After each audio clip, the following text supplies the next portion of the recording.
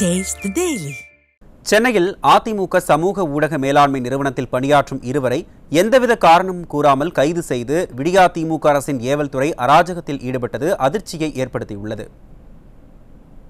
அதிமுகவின் சமூக ஊடக மேலாண்மை நிறுவனத்தில் பணியாற்றும் கண்டென்ட் கிரியேட்டர்களான சாய் மற்றும் ஹரிஷ் ஆகியோரை தேனாம்பேட்டை அலுவலகத்தில் மாலை 4 மணி அளவில் ஏவல் துறையினர் எந்தவித விளக்கமும் கூறாமல் அராஜகமான முறையில் கைது செய்தனர். இருவரையும் எங்கு வைத்துள்ளனர் என்பதை தெரிவிக்காத நிலையில் கைதுக்கான காரணத்தை கூறாமல் குடும்பத்தினரையும் அதிமுக நிர்வாகிகளையும் அலைக்கழித்து வந்தனர்.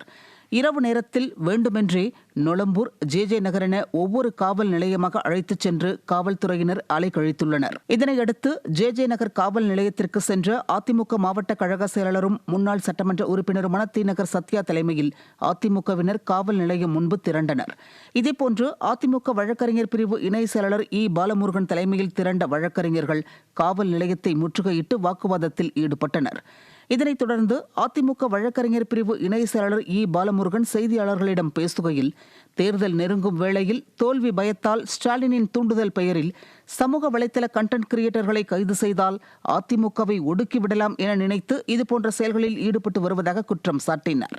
எந்த வழக்குனே சொல்லுங்க, தவறா அவங்க 2 பேரும் என்னது எதுக்காக கைது செய்யறோம், எதுக்காக கூப்பிட்டுட்டு போறோன்னு சொல்லாம ஒரு ஆள் கடத்தல் பண்ணுவாங்கல்ல, அது போல கடத்திட்டு போயிருக்காங்க. அவங்க ஒரு சப்போர்ட் டீம்ல ஒர்க் பண்றவங்க. அவங்க எதுக்காக கூட்டு போறோன்னு சொல்லணும்ல.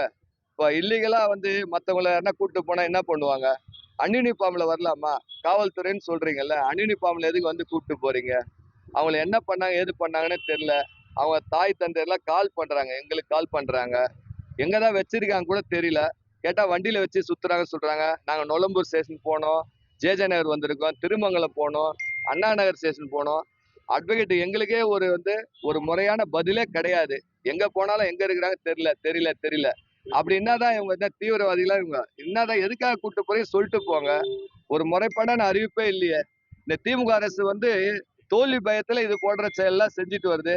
கையாலாக திமுக அரசு.